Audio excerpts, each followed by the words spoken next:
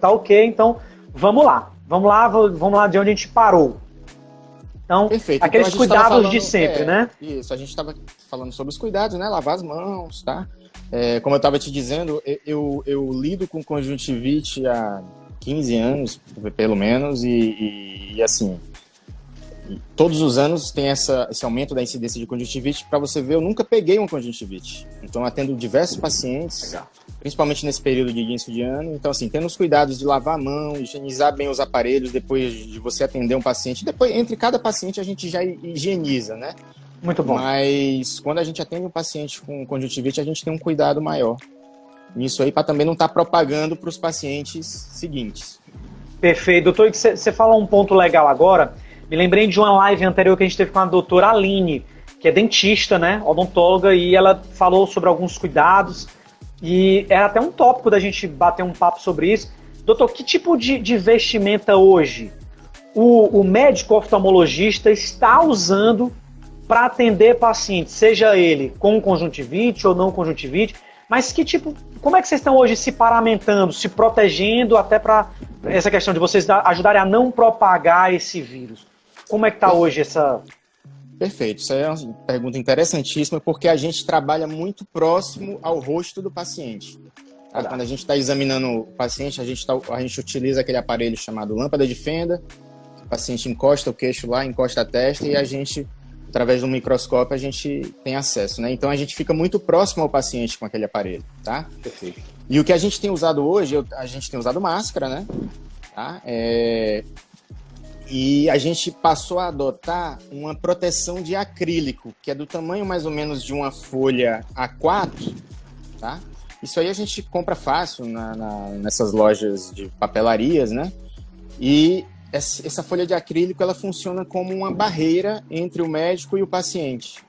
Tá? Então, isso é a chamada máscara 3D, né? Que dizem, né? Aquela máscara 3D. Aquela máscara você coloca na sua cabeça, né? O médico profissional de saúde coloca na cabeça. Essa não, essa vai no próprio aparelho, na lâmpada de fenda. Ah, perfeito. Tá? Perfeito. Então fica uma barreira entre o médico e o paciente, tá? Além de a gente usar máscara, a gente tem recomendado, a gente diminuiu, praticamente cancelou todas as consultas eletivas. Eu tenho atendido mais consultas de urgências e consultas pós-operatórias, tá? Então as consultas eletivas a gente postergou todas elas, tá? Mesmo porque a gente lida muito com paciente idoso, então para não tirar o paciente idoso de casa e aumentar o risco de contaminação do paciente idoso, que é o maior grupo de risco, né? A gente, nos casos que podem ser postergados, a gente preferiu postergar a consulta. Entendi. Então a prioridade nesse momento, por exemplo... Proteger os olhos. Como eu uso óculos também, eu não uso aquele óculos de cirurgião, mas a proteção dos olhos também é uma coisa interessante. Aqueles óculos Perfeito. De acrílico que vem até a lateral, assim, seria uma proteção interessante. Muito bom, doutor. Então, olha, pessoal, fica essa dica bacana aí para você que precisa ir num médico oftalmologista e você faz parte do grupo de risco, um pós-operatório, como o doutor Igor falou. Gente, se vocês forem ao médico, observem esse comportamento, se o médico oftalmologista está usando essas proteções, porque provavelmente não é só você que está sendo atendido, né? Como é que as meninas acabam de falar, biossegurança, né? São equipamentos de biossegurança, então você precisa fazer isso. Ter esse cuidado, tanto você que vai ser atendido, como o médico oftalmologista precisa fazer esse cuidado com você e com ele. É mútuo, né? Um cuidado mútuo. E um dado interessante, Douglas, né? Assim, a título de curiosidade, o médico que identificou o primeiro caso de coronavírus lá na China, lá na cidade de Wuhan, né? Que ele até faleceu, era um médico jovem, menos de 40 anos, ele era oftalmologista. E ele... Curiosamente, né? Curiosamente, ele era oftalmologista e ele acredita, na época, ele é ainda vivo, né? Ele deu entrevistas, ele acredita que ele contraiu a doença através de um paciente de glaucoma que veio para ele uma consulta eletiva. Perfeito, doutor. Então vamos pegar aqui também outra coisa. Você falou dos pacientes prioritários e do paciente idoso. Se eu, por exemplo, quero fazer uma consulta preciso de uma consulta e eu não sou um paciente de urgência, eu devo procurar uma clínica como a do doutor ou não vai existir nenhum tipo de atendimento para mim? Eu digo para um paciente normal, sem nenhum caso aparente. O que a gente fez lá na clínica? A gente é um grupo de 12 médicos, né? Na clínica que eu atendo hoje principalmente. A gente tomou a decisão de suspender todos os atendimentos e cirurgias eletivas, tá? Comunicar isso previamente com o paciente, mesmo porque a agenda da gente é marcada com uma certa antecedência, né? Perfeito. E hoje a clínica ela só está aberta nas terças e nas quintas, tá? Para atendimentos de urgências e consultas pós-operatórias e eventualmente cirurgias de urgência. Existem cirurgias dentro da oftalmologia que elas demandam uma urgência, não pode aguardar 2 ou 3 meses, que é o período aí que se espera que acabe a pandemia.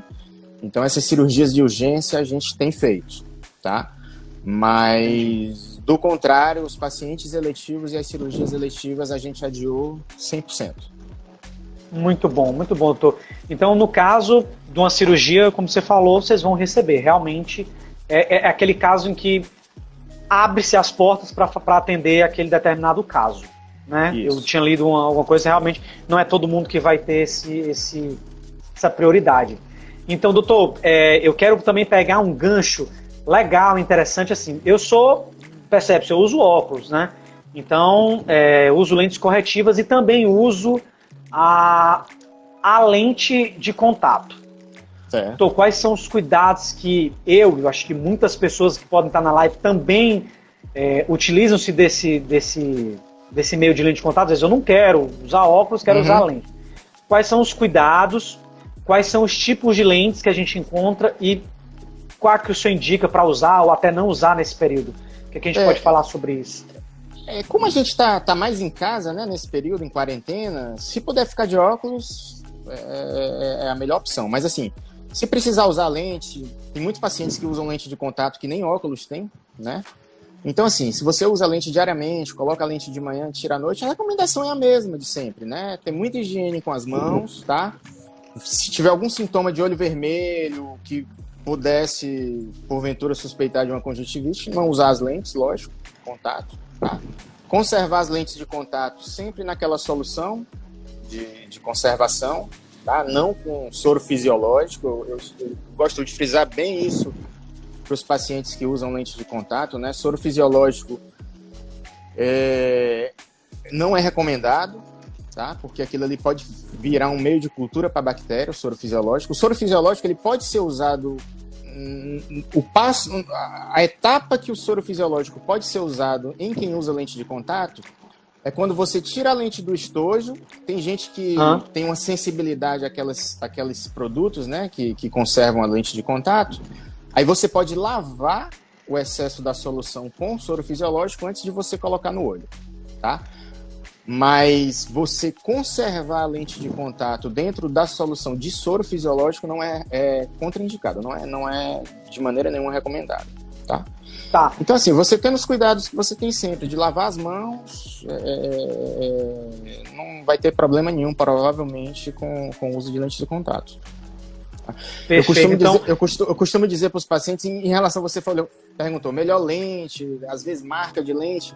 Isso aí é muito particular de cada paciente, tá? Existem diversas marcas no mercado, tem paciente que se adapta melhor a uma ou melhor a outra, então por isso que o médico oftalmologista ele é importante nessa etapa de adaptação de lente de contato, porque nem sempre uma lente vai servir para todos os pacientes, uma determinada marca de lente, então isso aí é o médico com os testes que ele vai fazer, que vai ver qual é a lente que melhor se adapta àquele olho.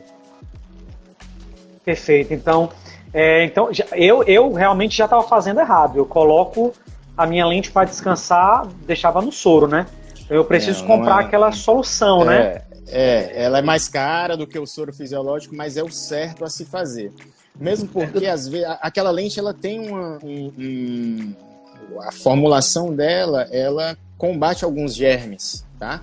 Então, às vezes, você é uma pessoa que não usa diariamente a lente de contato. Você usou ali, deixou 2, 3 dias ali na solução. Se tiver com a solução específica para lente de contato, você está protegido. teoricamente, tá? Então, o soro fisiológico não é o ideal para você conservar as lentes de contato. Outra coisa que você tem que ter cuidado com a higiene é o estojinho da lente de contato. Uma vez por semana ou a cada 10 dias é bom lavar com sabão neutro e deixar secar a temperatura ambiente mesmo, porque às vezes juntam resíduos ali naquele estojinho da lente de contato que podem favorecer a infecção. E como é que eu posso fazer, então, a asepsia desse estojinho? Porque eu sou um cara que eu sou muito no automático. Eu tiro a lente, lavo a lente na mão, assim, e boto pá no olho. E só jogo aquela solução fora. E jogo água, claro, a água da nossa pia da Cagesse, perdão, não tem o nome de dizer aqui o nome da empresa, mas é água com cloro. Aí eu vou lá, aquele estojinho seca, e eu vou lá e colocava a solução de novo. Completamente errado. Como é que eu devo fazer essa asepsia? Não, asepsia com sabão neutro mesmo. Não tem grandes condutas em relação a isso. Lavar com água corrente mesmo da pia e sabão neutro e deixa secar mesmo no banheiro. Tá? Perfeito. Uma vez a cada 10 dias, o ideal é se fazer isso. Perfeito. Eu vi gente aqui falando no chat, acho que foi o Carlinhos, perguntando se pode fazer pergunta. Carlinhos pode enviar a tua pergunta aqui no nosso chat, tá? Só interrompendo um pouco, doutor. Você pode enviar a sua pergunta, mas tenta deixar a tua pergunta bem completinha, bem específica, para poder o doutor entender a tua pergunta, que no final da live a gente vai abrir a rodada. Então, se caso o doutor Igor fale algo agora, que você faz a pergunta em cima do que ele está falando, pode ser que lá no final da live a tua pergunta fique perdida. Então tenta ser bem específico na tua pergunta, faz ela bem clara, do assunto que você quer, como você quer, que o doutor vai te responder. Pode continuar, doutor, falando aí, qualquer consideração, só quero ver se parece. E em relação à lente de contato, eu costumo dizer para os pacientes que já usam ou querem passar a usar lente de contato, 90% ou até mais dos problemas que a lente de contato possivelmente possa causar é mau uso do paciente, tá?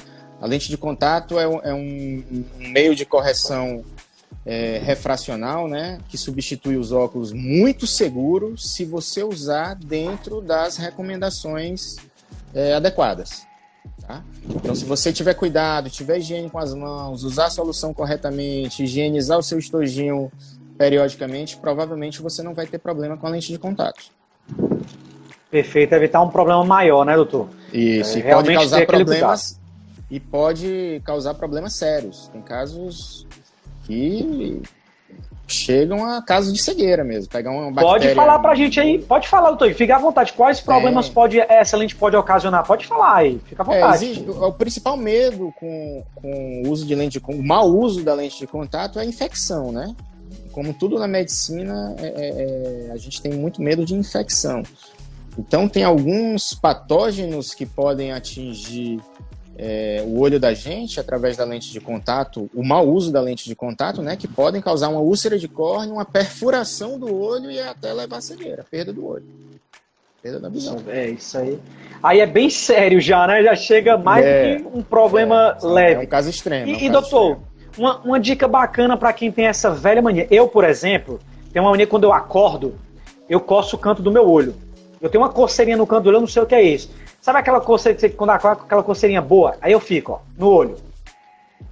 Eu já ouvi falar que esse movimento aqui é extremamente errado. Então, nesse caso de coceira no olho, o que a gente deve fazer? Eu vi gente aqui comentando, doutor, pode lavar com soro fisiológico direto do olho? Eu não sei. Então, vamos lá, doutor Igor, dá essa dica pra gente quem tem esse... Pode lavar com soro fisiológico, mas assim, eu gosto mais quando você tem essas coceiras no olho, você botando uma compressinha gelada, água mineral, não precisa nem ser soro, água mineral gelada já dá um bom alívio, tá? E você falou que em relação à coceira, tem gente que tem conjuntivite, aqueles pacientes que têm muita rinite alérgica, geralmente quando tem crise de rinite alérgica, a coceira ataca os olhos também. Então são pacientes coçadores crônicos, né? E o ato de você coçar os olhos pode levar a um problema sério nos olhos, que é o ceratocone. O ceratocone é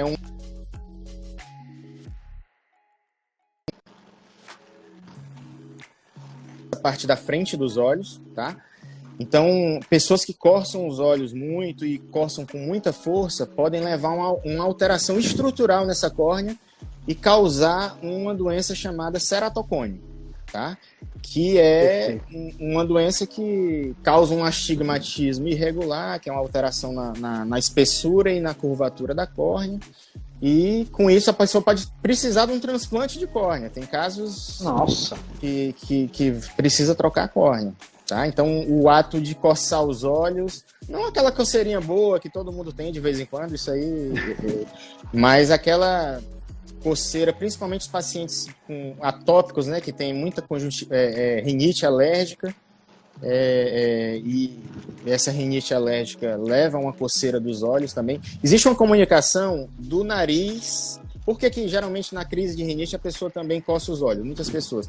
Existe um canal chamado canal nasolacrimal que liga o cantinho da pálpebra inferior e superior ao nariz. Tá? Então, quando você está com o nariz congesto, você tem uma crise de conjuntivite alérgica, geralmente os alérgenos podem migrar por esse canal e atingir os olhos também. Perfeito. Doutor, eu realmente tenho que me corrigir, porque essa mania aí é de criança já, né? E para quebrar uma crença dessa, haja reeducação, né? Outra coisa também que eu percebo, doutor, eu não sei se isso tem relação, mas quando eu passo muito tempo na frente do computador, eu trabalho com computador, trabalho com designer, eu fico muito tempo na frente do computador. Eu sinto muito um ardor e um calor nos meus olhos, quando eu fecho os olhos, e às vezes eu sinto até que está seco o meu olho demais. O que eu posso fazer? Existe algum produto no mercado? A gente não pode falar marcas, mas existe algum produto no mercado que eu possa fazer para amenizar isso, ou me ajudar, ou ajudar quem sofre essa mesma coisa?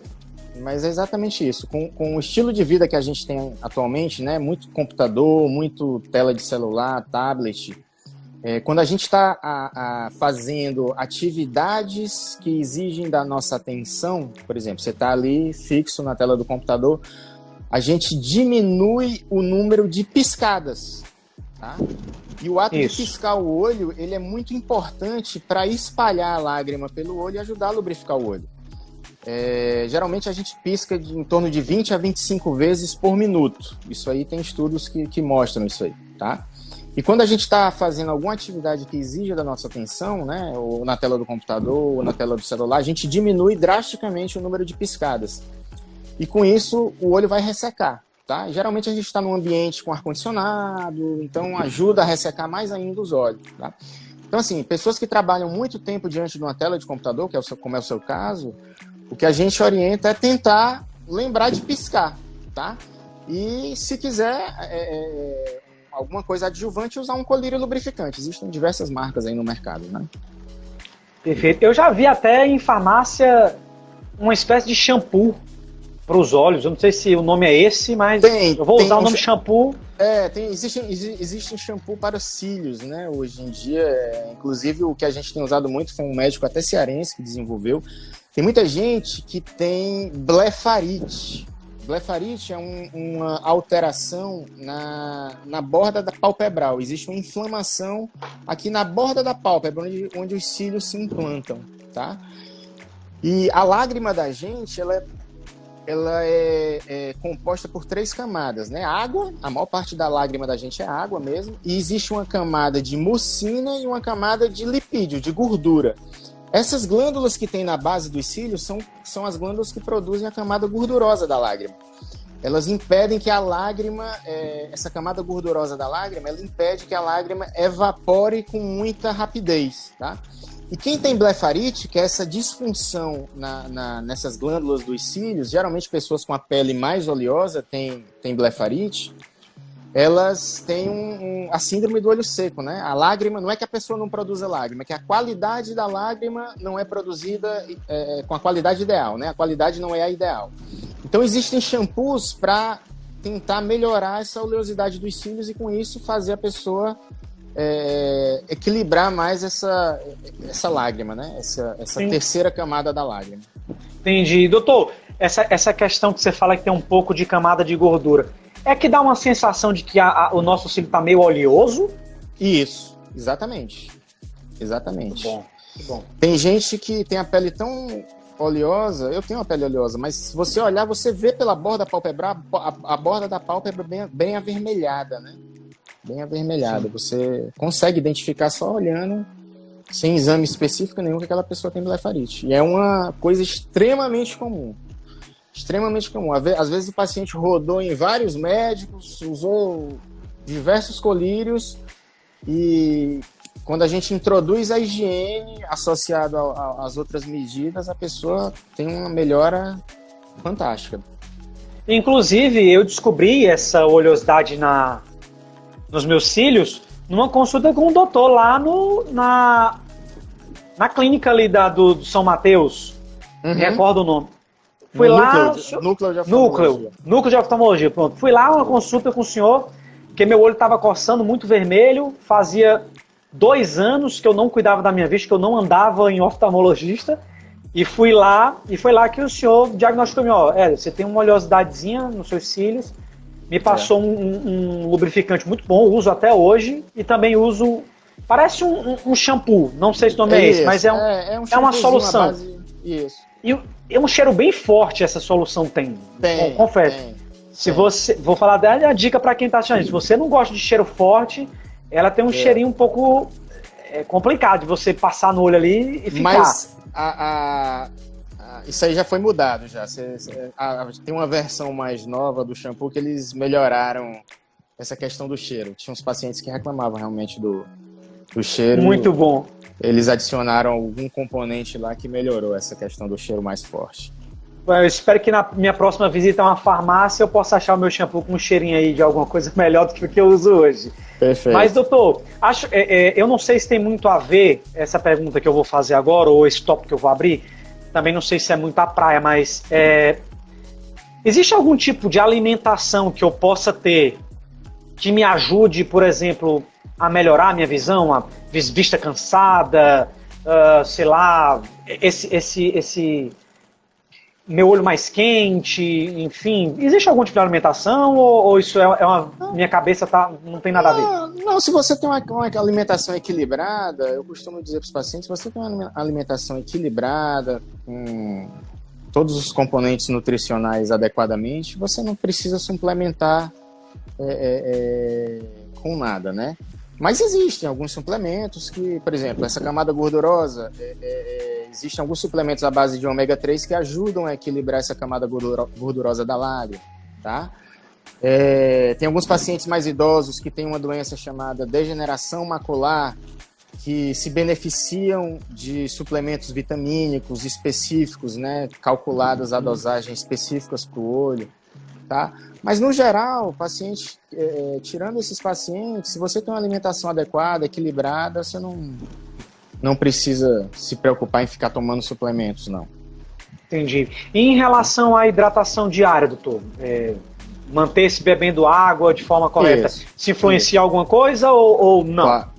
Influencia sim, tá? Principalmente nos dias mais quentes, né? A gente percebe uma mudança nisso aí. Por exemplo, eu tenho pacientes que tenho casos emblemáticos, né? Pacientes que moravam aqui, eram meus pacientes e foram morar em Brasília, tá? Brasília tem épocas do ano que a umidade do ar ela cai drasticamente, né? E eram pacientes que usavam lentes de contato e que não estavam conseguindo usar em Brasília em determinadas épocas do ano por conta dessa queda brusca da umidade do ar. Então, a umidade do ar, a hidratação que a gente faz no dia a dia influencia, sim.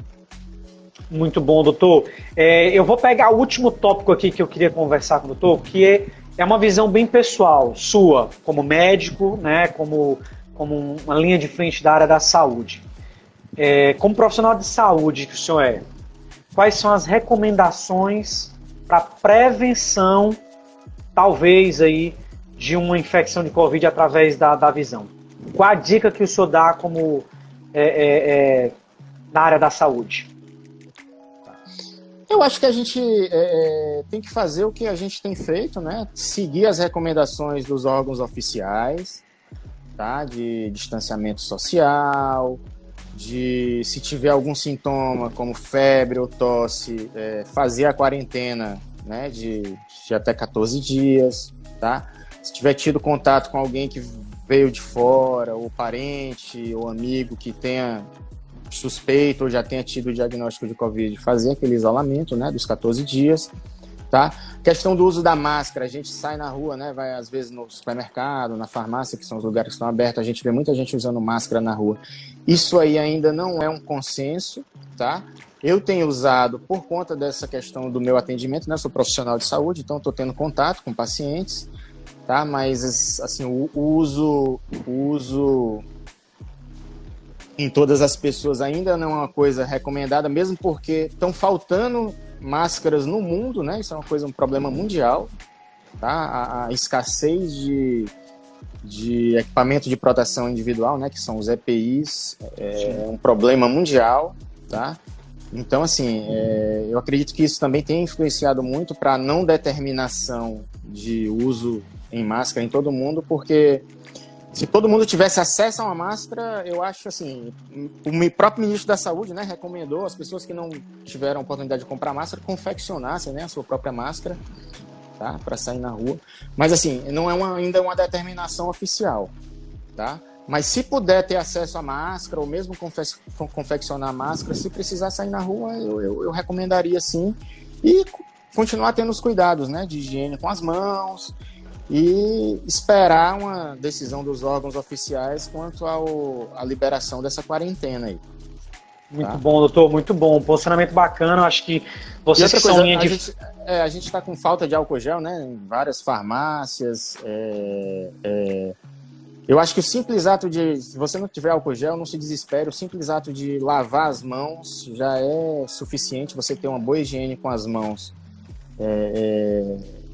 Provavelmente você vai estar aí eliminando grande parte do risco de você ter o problema, né?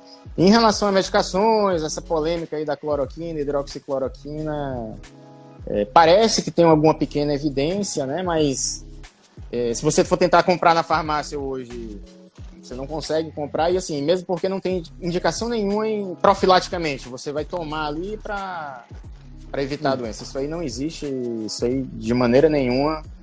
Quando surgiu a notícia na imprensa, né, foi uma corrida nas farmácias, você não encontra mais hoje. E tem pacientes com outras doenças, porque é um medicamento antigo, né? É um medicamento Sim. que tem décadas de uso. Então, tem pacientes com outras doenças, como artrite reumatoide, lúpus, malária. Tem pacientes que usam cronicamente, principalmente os pacientes com doença reumatoide, que usam cronicamente essas medicações e não estão encontrando nas farmácias. Tá? É verdade. Então... ficou aquela questão também do desespero da população, né? Isso. A fagulha que se lançou no mercado, então...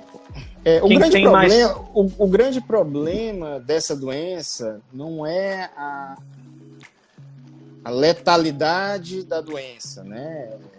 Vão morrer várias pessoas, assim, falando friamente, assim como profissional. Infelizmente, né? Infelizmente.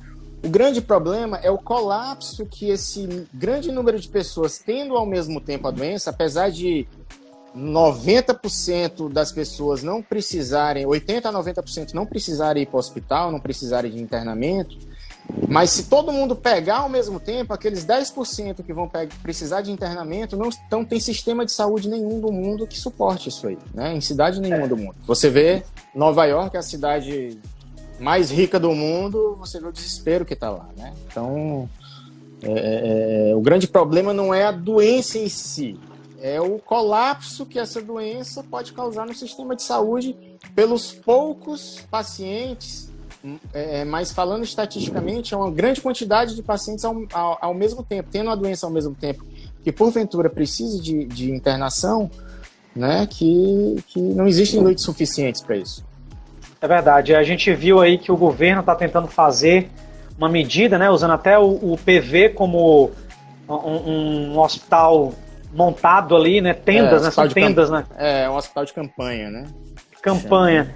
E que a gente sabe que se a curva crescer, infelizmente, o doutor acabou de frisar claramente, vai colapsar, não vai dar.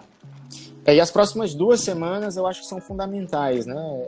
O pico da doença, pelo menos pelo que eu tenho visto, está previsto para o final desse mês e início do próximo, né? Então, assim, vamos continuar o distanciamento social, E a mensagem que eu deixo é uma mensagem de otimismo, né? Tudo isso vai passar, eu espero que a gente saia melhor dessa. A humanidade saia melhor dessa.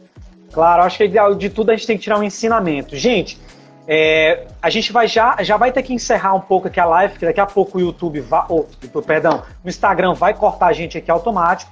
Então o que a gente vai fazer? A gente viu que tem muitas perguntas, a gente pegou todas as perguntas que vocês enviaram aqui, fiquem tranquilas. O que a gente vai fazer? A gente vai encerrar essa live aqui, vamos abrir uma nova, e essa nova nós vamos abrir a rodada de perguntas, ou seja, todas as perguntas que vocês enviaram naquela primeira live, nessa live, nós vamos começar as perguntas na próxima live. Então, eu convido o senhor a voltar aqui na próxima live agora.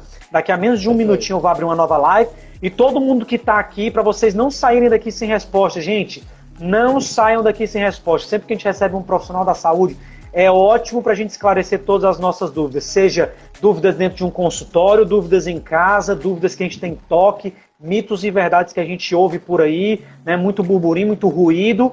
Então a gente vai abrir agora uma nova live, menos de um minutinho, volta todo mundo aqui e a gente vai iniciar as perguntas de vocês, viu? Espero vocês daqui a um minutinho aqui. Vou abrir aqui, doutor, até já. Até já. Aí, doutor Igor, boa noite, de volta. Boa noite. Vamos lá começar a nossa rodada de perguntas. Gente, é o seguinte, tem muita pergunta, tá? Eu vou selecionar aqui. Muita gente aqui curiosa, viu? Gostei. Hoje a live rendeu bastante pergunta. Vou esperar um pouquinho o pessoal entrar pra gente começar aqui, tá? Deixa eu entrar mais um pouquinho aqui. Enquanto eu seleciono as perguntas. O som aqui de Led Zeppelin. Muito bom. Muito bom, né, doutor? Tem que ter bom gosto. Tem que trazer um médico aqui da área da saúde de bom gosto, tem que trazer uma música também boa.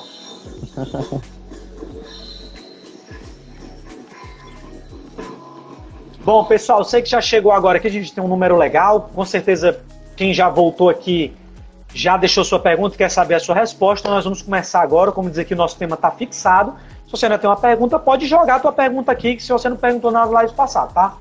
Então, a primeira pergunta que a gente tem hoje aqui, doutor Igor, é da Camila Shoa.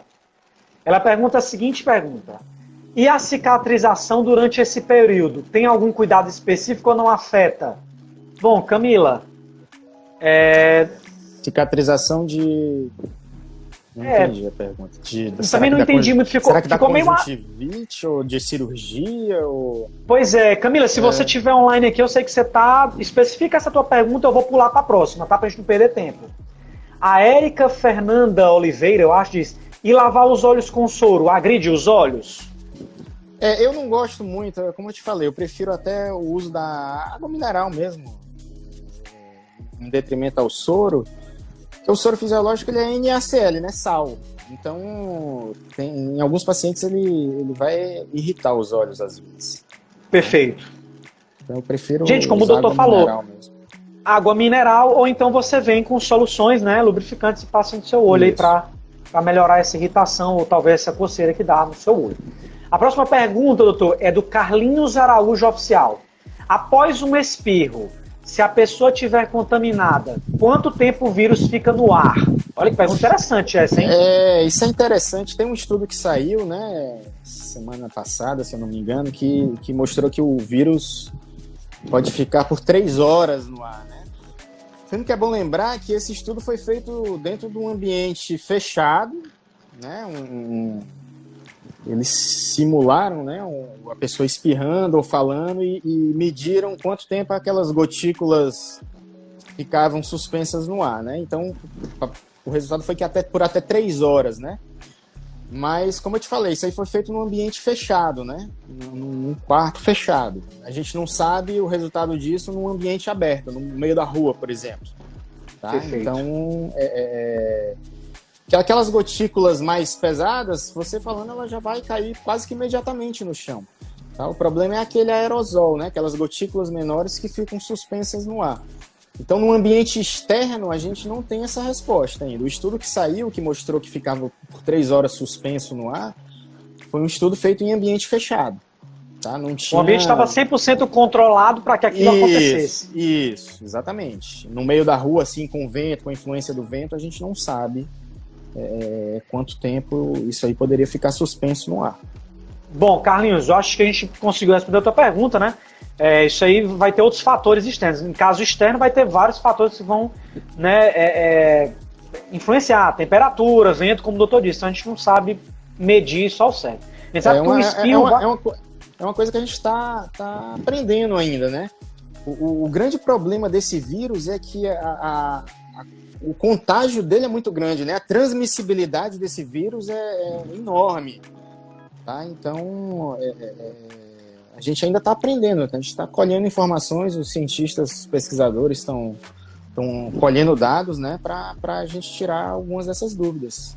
Que de fato tudo é novo, né? Então é um novo vírus que precisa ser combatido e que a gente não sabe como ele reage em vários ambientes. A gente sabe que um ambiente fechado como o consultório do doutor, tudo lá existe a biossegurança que ele faz, a asepsia dos locais, o uso daquela placa de acrílico que ele falou. Então a gente vai tentando se moldar ao que vai acontecendo. Infelizmente, os que vieram antes vão realmente ser o estudo de casos, né? E aí vai se ajeitando. Bom, a pergunta da Camila, doutor, ela corrigiu. Ela falou qualquer tipo de cicatrização no olho, seja pós-cirúrgica. Né? Então deixa eu pegar a pergunta dela aqui. Qual o cuidado específico, né, nessa cicatrização durante esse período da cirurgia? No caso, sei lá, de uma cirurgia de catarata, enfim. A cirurgia de catarata, a cirurgia de catarata hoje ela é feita de uma maneira minimamente invasiva, né? A gente faz por microincisões hoje. Tá? Então, geralmente é uma cirurgia que não leva pontos, né? A gente faz uma microincisão de pouco mais de 2 milímetros, né? E ela cicatriza com poucos dias, né? O cuidado que você tem que ter no pós-operatório, né, para ajudar nessa cicatrização o principal é usar os colírios. Precisa se usar alguns colírios durante algumas semanas, né? Usar os colírios adequadamente, ter higiene, a higiene mais uma vez entra, né? Nesse processo aí, ter extrema higiene com as mãos e seguir as recomendações, né? Tem algumas recomendações para quem se submeter a uma cirurgia oftalmológica que a pessoa tem que seguir, como não fazer esforços, né? Não estar em ambiente sujo, com poeira, fumaça, banho de mar e piscina, evitar por algumas semanas.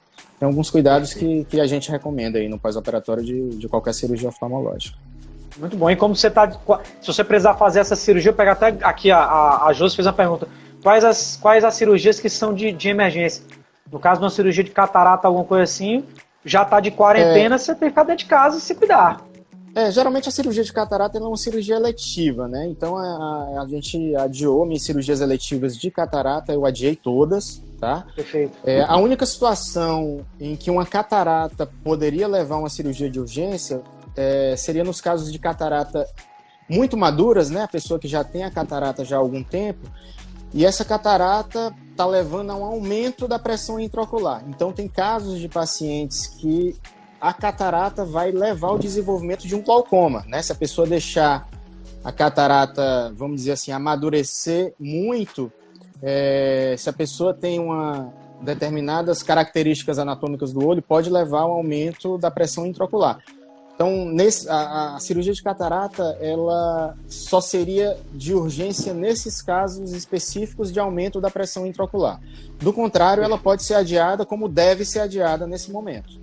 Tá? Perfeito. À medida que essa cirurgia seja colocada para depois. Isso, exatamente. Tá? E outras urgências oftalmológicas que podem surgir, né, que não espera período, né? Existem casos de crise de aumento agudo da pressão intraocular, que a gente chama de crise aguda de glaucoma, né? Que é uma entidade extremamente grave, que leva a um aumento súbito da pressão intraocular, que às vezes todas as vezes a gente tem que tratar como uma urgência, né? É uma urgência oftalmológica. Casos de pacientes com descolamento de retina, né? A retina é aquela parte de trás do olho, é como se fosse, imagina aqui, comparando o olho com uma máquina fotográfica. A retina é como se fosse o filme da máquina fotográfica. A retina é quem recebe as imagens, tá? Na retina que essas imagens vão ser... o olho recebe as imagens pela retina, transmite através do nervo óptico e essa imagem vai ser processada pelo cérebro da gente, tá lá no córtex visual. Então tem casos em que essa membrana, essa retina, essa membrana que preenche o fundo do olho do paciente, ela sofre um descolamento, tá? Isso aí também é um caso urgente, né? Quanto mais rápido você operar, melhor o prognóstico visual depois, tá? Então, assim, são basicamente o caso de trauma, né? Traumas perfurantes, né? Paciente Sim. com trauma que perfurou o olho, também uma urgência. Mas basicamente são esses aí, os casos de urgência oftalmológica são esses casos aí. Catarata, a grande maioria dos casos não precisa, não vai adiar 2, 3 ou 4 meses, não vai fazer diferença para aquele paciente, tá? A não ser nos casos em que tá havendo aumento da pressão intraocular, casos de crise aguda de glaucoma, que é esse aumento súbito da pressão intraocular, casos de escolamento de retina e casos de trauma perfurante. Basicamente são essas 4 urgências maiores. Aí casos de conjuntivite também, né? Casos de conjuntivite geralmente leva o paciente a procurar o médico. Muito bom, doutor. Muito bom. A Gláucia Desbarros pergunta, eu acho que essa pergunta dela tem muito a ver, eu acho, com a nossa primeira parte da live, que foi a introdução, né? Tem alguma relação conjuntivite versus coronavírus? Aquilo que eu te falei, os estudos mostram que a resposta é sim, né? Tem relação, mas a relação é muito pequena. Segundo os estudos que a gente tem disponível, uma mínima quantidade de casos de pacientes com coronavírus vai se apresentar com conjuntivite, tá? Então, a grande maioria dos casos, a conjuntivite não é um sintoma mais importante do quadro, né? Os sintomas mais importantes são aqueles conhecidos de todos, né? Os sintomas respiratórios, febre alta, tosse, né? Então, são sintomas mais pronunciados, né? Conjuntivite pode acontecer sim, mas numa mínima quantidade de casos. Muito bom. Tá aí, Glaucio, sua pergunta. Eu acho que ela deve ter chegado na nossa segunda parte da live, não deve ter pego na hora que o doutor explicou isso, mas está explicado para você aí, Glaucio. Eu espero que a gente tenha tirado tua dúvida. A Rebeca pergunta, doutor, como amenizar a conjuntivite alérgica? A conjuntivite alérgica é um quadro que é crônico, né? Eu costumo falar para os pacientes que o principal tratamento de qualquer quadro alérgico não é remédio, nem ficar usando colírio indefinidamente, tá? O principal quadro, a alergia, às vezes é um quadro muito difícil de se tratar, porque a principal coisa que se tem que fazer para tratar a alergia é tentar identificar o que é que está desencadeando aquela alergia, né? E se é animal em casa, se é a cortina, se é o tapete, tá? Então, assim, às vezes é muito difícil a gente identificar o que é que desencadeia aquelas crises de alergia. Tá? Então, o principal do tratamento de qualquer quadro alérgico é você tentar identificar e tentar se afastar do fator desencadeante da alergia, tá? Identificando-se isso, aí parte-se para tratamento com mudanças comportamentais, com medicamentos, né? Colírios, lubrificantes, existem alguns antialérgicos, medicamentos que você usa por um período prolongado, outros que você vai usar só na fase aguda, tá? Mas eu diria que o principal da alergia é você tentar identificar o que é que está desencadeando a alergia, para daí sim a gente dar o pontapé inicial para o tratamento, tá?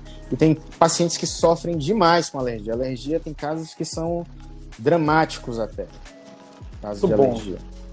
Bom, se eu quiser falar um pouco mais sobre isso, pode falar, fica à vontade. Não, é basicamente isso aí. Tá, então vamos lá. A Alice Aguiar pergunta, doutor, quem tem o olho seco, especialmente ao acordar? Eu acho que é naquela questão que eu não sei se talvez a Alice tenha entrado naquela parte em que eu falei sobre que o olho esquentar, né, sentir a pálpebra mais pesada. Deve ser isso, né? Quem tem o olho seco, especialmente ao acordar. Que dica que o senhor pode dar para a Alice aí, doutor? A Alice é até minha paciente, é mãe de uma amiga nossa, né? realmente ela sofre com esse problema de olho seco, ela é usuária de lente de contato também, tá? Mas as recomendações são aquelas, né? Às vezes a pessoa precisa realmente usar cronicamente um colírio lubrificante, né? E geralmente as pessoas que têm olho seco, elas percebem isso aí que você falou, né? Acordam já com o olho ressecado. Isso aí tem influência da questão da blefarite, influência de ar-condicionado, influências hormonais, né? Muito bom. Isso aí tem relação, problema de tireoide, tem relação com a questão do olho seco também. Perfeito. Então, é um conjunto de fatores que a gente leva em consideração para tratar um paciente desse aí. Entendi. Aí, Alice, tua pergunta é respondida, hein? Vamos lá, tem uma outra pergunta, a Érica Advocacia. Olha aí a doutora Érica, nossa convidada aqui da live de ontem, está aqui conosco. Muito bom. Qual a relação da diabetes com a perda da visão? A diabetes, interessante essa pergunta dela, né? A diabetes é uma doença que ela pode comprometer a microvasculatura do corpo da gente todo, tá? Então, os vasos sanguíneos mais fininhos do nosso corpo, eles podem ser comprometidos pelo diabetes. Então, diabetes é uma doença que pode atingir desde a irrigação dos membros inferiores, né? O pé, tem gente que tem que amputar o pé ou a perna por conta de diabetes, pode atingir o rim, pode atingir o coração, os mini vasos da cabeça e os vasos sanguíneos do olho, tá? Então, o diabetes, se não bem controlado, pode levar a uma doença nos olhos chamada retinopatia diabética, tá? Geralmente é um quadro que aparece em pacientes geralmente em pacientes com mais de 10 anos da doença, tá? E a retinopatia diabética, se não tratada, pode, casos extremos, levar à cegueira também, tá? Então, e assim, a retinopatia diabética é uma doença nos olhos causada pelo diabetes, tá? Então, a minha especialidade não é retina, mas os colegas da retina, qual é a principal recomendação deles quando eles examinam ou estão com um paciente com retinopatia diabética? É tratar o diabetes. Não adianta tratar a doença que está lá no olho sem tratar o problema de base, a doença de base que está causando aquele problema nos olhos. Então não adianta você fazer todo o tratamento do diabetes nos olhos, seja com laser ou com injeção de algumas medicações nos olhos, se você não controla o diabetes, tá? Então, é um quadro que pode levar, em casos extremos, à perda da visão. Muito bom, muito bom. Pergunta muito boa, viu, doutora Érica? Muito obrigado. O Douglas Simão, nosso CEO, está perguntando: a obesidade tem alguma relação com problemas de visão? Sim, geralmente as pessoas que têm obesidade, não a obesidade em si, tá? Mas geralmente as pessoas obesas vêm acompanhadas de hipertensão ou próprio diabetes, tá? E isso aí pode levar a problemas na visão, né? Hipertensão, diabetes. Existem, por exemplo, eu já diagnostiquei, e acredito que a maioria dos colegas oftalmologistas, a pessoa, com um simples exame de fundo de olho, dá pra gente desconfiar ou suspeitar que aquela pessoa é hipertensa ou diabética, tá? Então, a pessoa que nunca tratou ou trata irregularmente, por exemplo, uma hipertensão ou diabetes, se a longo prazo isso aí pode levar a alterações no fundo de olho que fazem a gente suspeitar dessas doenças, tá? Então, não é a obesidade em si que vai levar a problemas nos olhos, mas geralmente em pessoas obesas existe uma incidência maior de, principalmente, diabetes e hipertensão, e essas doenças, sim, essas doenças podem causar problemas sérios na visão. Muito bom. Bom, gente, cuidado, hein? Então aí com a saúde, a alimentação, o doutor diz que a alimentação também nos ajuda a ter uma boa visão. Vamos lá, vamos cuidar. Próxima pergunta é da Josi.nobre. Tem algum outro produto que pode substituir o uso desse shampoo para a visão? Tem, esses shampoos de criança, que são shampoos neutros, né? Ele tem uma formulação para não arder os olhos, eles podem ser usados também, tá? Esses shampoos de bebê, né? Esses shampoos de bebês recém-nascidos, e existem diversas marcas aí no mercado também, que podem ser usados também como substituto. Perfeito, então, gente, olha, legal, hein? Se você tiver aí, não gostar também do cheiro do shampoo, você pode substituir por esse shampoozinho de criança aí. Você pode comprar com cheirinho de maçã, com cheirinho neutro, tá aí, né? Fica a dica aí, doutor. A Josi Nobre também me pergunta, quais os cuidados que tenho que ter com os meus óculos para evitar a contaminação do Covid-19? Excelente. O ideal nessa época de pandemia, se você precisou sair para ambiente externo, né, seja para trabalhar ou para fazer compras, e você usa óculos, chegou em casa, higienizar os óculos, tá? Lavar com água e sabão. Essa aí é a forma mais segura de você evitar um possível vetor, que o óculos seja um vetor de contaminação para você. Doutor, tem uma pergunta, vou aproveitar essa pergunta, vou fazer uma para mim. Aqui em casa tem uma piscina. Eu posso pular na piscina com cloro, com meu óculos e tudo, ou isso estraga a minha lente, alguma coisa, meu óculos? O óculos pode... O óculos da gente, geralmente o óculos da gente, o seu eu tô vendo que tem, se você vê, tem um reflexo meio esverdeado aí na lente do seu olho, isso aí é uma película anti-reflexo, tá? E o cloro pode danificar, sim, essa película anti-reflexo. Tá? Então... Muito bom. E falando como a gente está falando aqui de Covid, né? Essa questão, tem muita gente que mora em prédio com piscina, em casa com piscina. Posso tomar banho de piscina? Pode. Se você tem um tratamento adequado da sua piscina, faz o uso do cloro adequadamente, semanalmente da piscina, não tem relatos de transmissão pela água da piscina, tá? O grande problema, por exemplo, se você mora num condomínio, o que é que fizeram aqui no prédio que eu moro? A gente estipulou horários, né? Os moradores abriram um grupo no WhatsApp, né? E cada família, cada condômino tem direito a descer em determinados horários. Você marca lá a hora que quer descer. O grande problema seria liberar e ir para o uso geral em qualquer hora. Aí o problema seria a aglomeração. Aglomeração. Tá? Isso. Mas a água da piscina em si, o cloro da piscina, ela mata o vírus. Bom, legal. Então já sei que eu não posso mais chegar da rua e mergulhar com meu óculos na piscina, senão eu vou perder minha película. Então eu vou lavar na água e sabão mesmo, que é para garantir a vida do meu óculos por alguns anos aí, ainda mais. Exatamente. Então vamos lá. Ó. A Naná.teles pergunta, doutor, se por acaso eu precisar sair de casa, o uso de um óculos ajuda em algum grau a evitar o contágio da mucosa ocular com o novo coronavírus? Excelente pergunta. Teoricamente, sim, né, Naná? Teoricamente, sim. Aquilo que eu te falei. Esse estudo que mostrou que o vírus fica suspenso no ar foi feito num ambiente fechado e ele podia ficar por até 3 horas suspenso no ar, né? Aqueles aerosol lá, as partículas, micropartículas, né? A gente não tem esse dado em ambientes externos, tá? Mas eu acredito que a resposta seja sim, que um óculos funcionaria como uma barreira e uma proteção contra possíveis partículas do vírus que estejam suspensas no ar. Inclusive, Naná, vou abrir uma ideia aqui para você.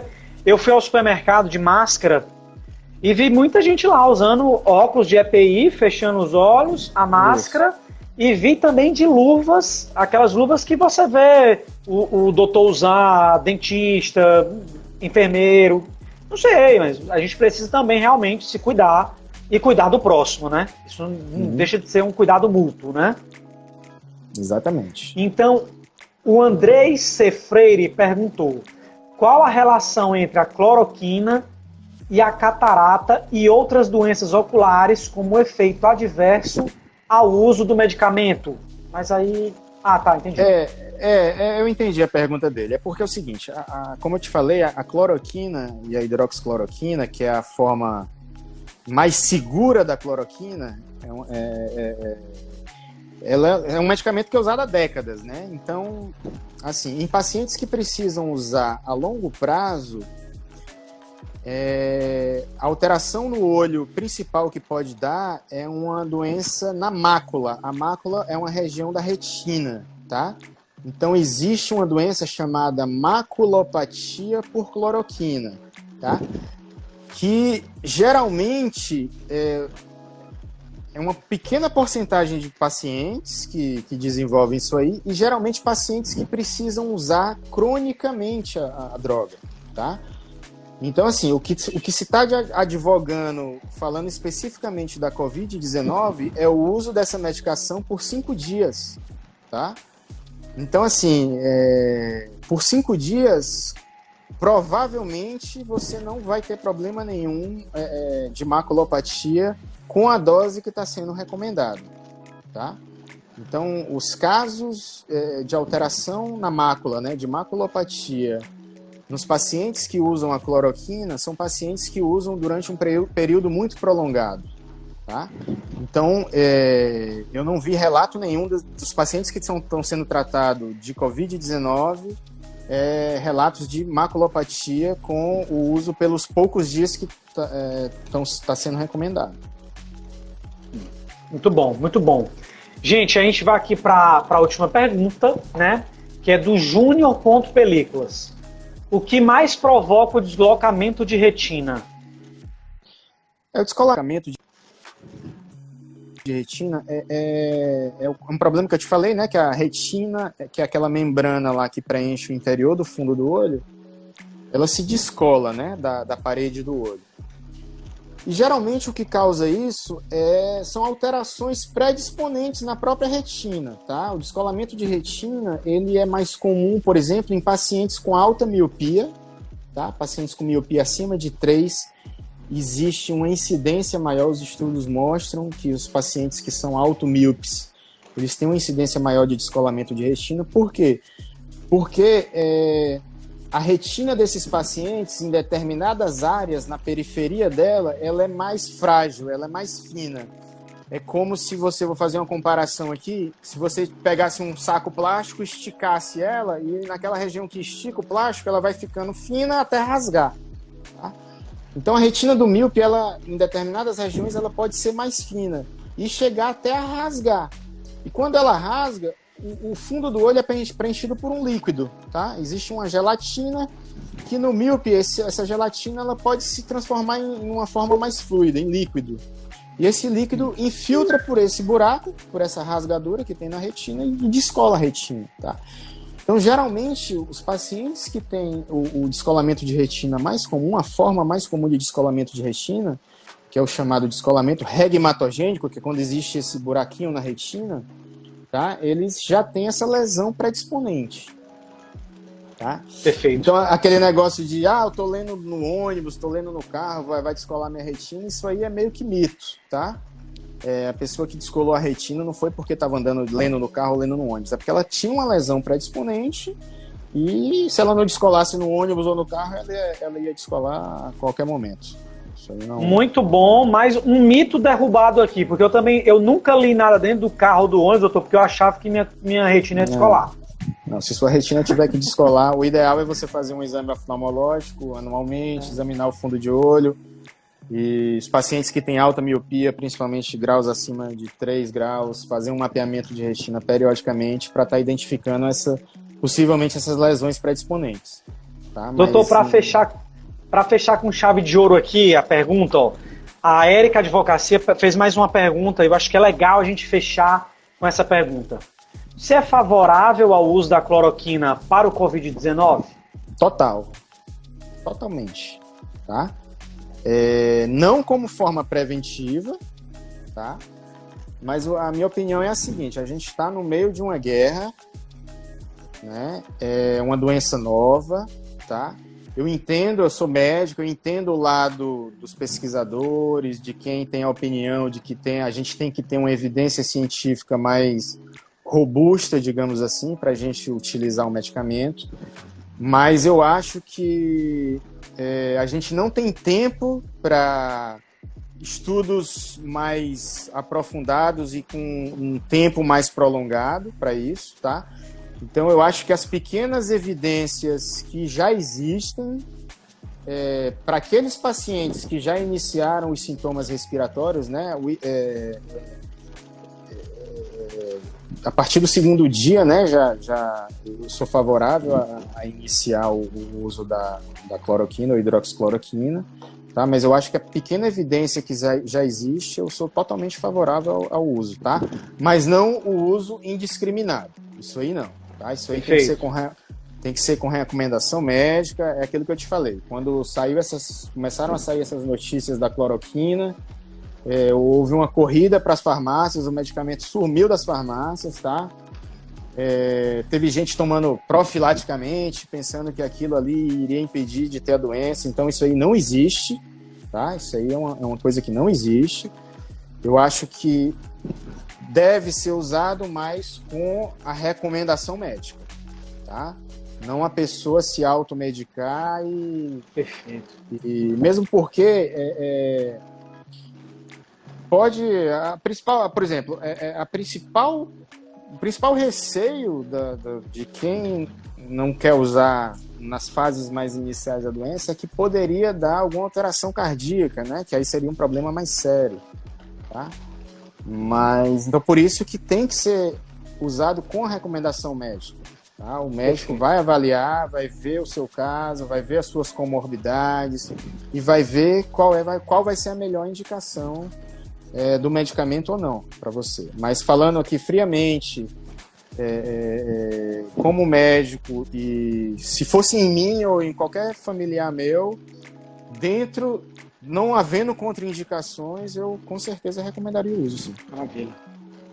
Maravilha, doutor, obrigado. Antes da gente encerrar aqui, antes da gente fazer as suas considerações finais, doutor, eu queria convidar você que está aqui na live, tá? Você que chegou agora. Gente, eu vi algumas perguntas aqui enquanto o doutor ia falando, perguntando se essa nossa live vai ficar salva. Sim, vai ficar salva. Eu deixei fixado aqui, ó, nos comentários para que você possa visitar os nossos canais de comunicação. Você pode estar visitando o nosso Orgânico TV, se inscrevendo lá no YouTube para você ver todas as lives que a gente fez. Desde o início do mês até agora a gente está fazendo lives, recebendo convidados incríveis. E eu fico muito feliz quando eu recebo um convidado da área da saúde, porque a gente tira nossas dúvidas pessoais, as dúvidas de algumas pessoas que estão em casa, a gente quebra mitos, né, coloca verdades aqui para vocês ouvirem, a gente quer trazer esse conteúdo de qualidade. Mas se você não for fã do YouTube, você também pode ouvir o nosso podcast, inclusive esse aqui, que já está gravado, vai estar lá também na nossa plataforma do Spotify, você pode ouvir no Deezer, você pode ouvir também no podcast da Apple, tá? Então, nossas lives ficam gravadas sim. Eu quero agradecer a todos vocês que estiveram hoje à noite aqui com a gente, quem enviou pergunta, quem esteve nas lives conosco, que doou a sua sexta-feira à noite para estar aqui com a gente. Quero desejar a você e a sua família uma feliz Páscoa, um ótimo final de semana, uma ótima sexta-feira santa. E abro o espaço agora para você, doutor. Pode fazer suas considerações finais. E o nosso muito obrigado da família Orgânico por o senhor ter aceitado bater esse papo super bacana com a gente, que é enriquecedor. Muito obrigado. Obrigado, Douglas, pelo convite. Agradecer mais uma vez a oportunidade, né, de esclarecer algumas dúvidas aí oftalmológicas, né, relacionadas ao Covid. Tá? E estou à disposição para quando você precisar, estamos às ordens. Tá? E feliz Páscoa aí para todos, pessoal. Obrigado pela audiência. Boa noite. Valeu, doutor Igor. Boa noite. Tchau, tchau. Olha aí a princesa. Já tá cobrando aqui a minha atenção já. Agora, tá na hora a hora de ser pai agora. Trabalhou, família e lazer. Mas a gente tem que olhar pelo lado bom, né? A gente tá ficando mais com a família agora, né? Eu tô com a bebê de 4 meses também, então a gente olhar pelo lado bom, a gente tem ficado mais tempo com a família agora. Papai, tu tá de short de Ótima observação, doutor Igor. Obrigado. Um abraço para você e para sua família. Fiquem com Deus. Tchau, tchau. Tchau, um abraço. Até mais. Bom, pessoal, mais uma live orgânico aqui que a gente finaliza. Quero agradecer demais você que esteve aqui com a gente desde o começo, né? Fofa, todo mundo aí falando na filha do Dr. Igor, legal, apareceu aqui no final da live. E realmente é isso, gente. Olha, vamos ter os nossos cuidados, vamos manter a nossa higiene em dia, tá? Como diz o nosso CEO, cara, fique em casa, hidrate-se, cuide de você, cuide do próximo, cuide da sua família, aproveite a sua casa, aproveite que o final de semana, aproveite que hoje é feriado, fique em casa no feriado, né? Amanhã, sábado e domingo, muito bom, tá? E aguardem novos materiais, tem novidade, nosso CEO vai trazer uma novidade na próxima live, mas eu não vou dizer para vocês, não vou dizer mesmo, vou deixar a cargo dele. Um forte abraço, fiquem com Deus, fiquem em casa, um beijo no coração, ótima sexta-feira santa e um final de semana para vocês, tchau, tchau!